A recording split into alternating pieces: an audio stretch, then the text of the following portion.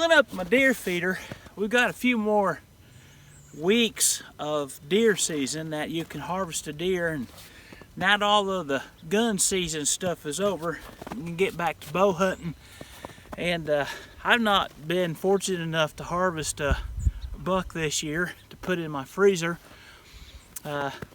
So I'm going to give it a couple more shots and maybe I can harvest a deer. They're eating my corn like crazy. That's my corn feeder, so even if I don't get one, they're hungry and they're eating, so that can't necessarily be a bad thing. This stuff right here, I don't know how to, come here deer is the name of it. It's a corn coat. Oh my gosh, I'm just telling you, this stuff is like crack cocaine for deer. I mean, they just, if you could put this on a stump and they'd eat it. It's crazy. But anyway, it's time for story time.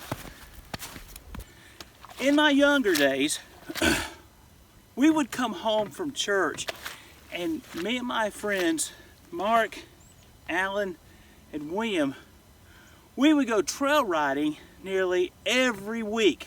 I mean, without fail, we were always riding in the mountains or here, there, and yonder. We used to just have the blast, traveling here, there, and yonder. And way off this one side of everything, we found what we called the playground. Now, the playground was just an old, dirty strip pit.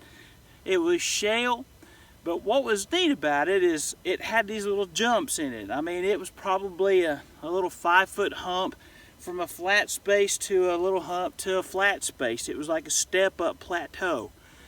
And we would get around, we'd come around and we would jump those things. We would do little wheelies and we would come off of them and see how far we could go. And truthfully, it was very safe because it wasn't very high and it was so flat, there was just nothing that you could hit. So other than rolling it or flipping it backwards, it was probably some of the safest fun that we had on our ATVs. But as boys go, we were always in the situation where we would want to one-up the next one. We would want to do more than the other one. And so there was this place off to the right that was not very well worn.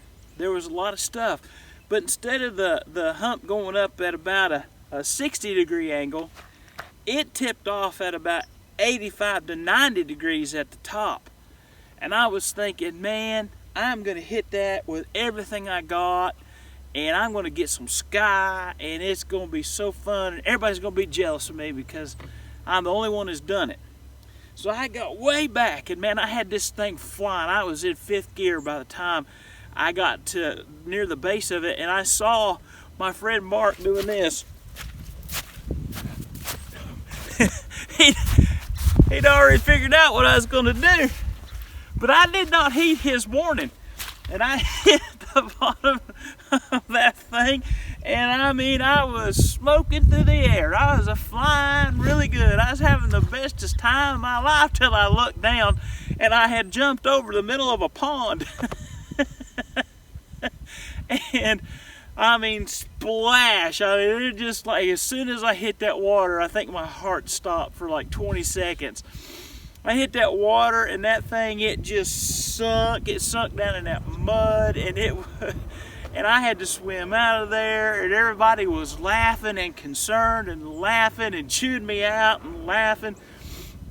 You know how boys are. And William, he was always prepared. He always brought tools, and he always brought ropes, and so we had a rope, and we tied it on the back of that old ATV, and with a lot of muscle and their ATVs, we got that thing out of that pond. And William, he took the breather apart, and he drained it, and we cleaned it. It took about 20 minutes, and I'm telling you what, the very first time I pulled it, it started right up. We played again for a while, and then we went home. And so if you're ever out doing AVT tricks, just make sure that you understand that sometimes where you jump, you need to know what's on the other side. See you later, HyddenWell Farms.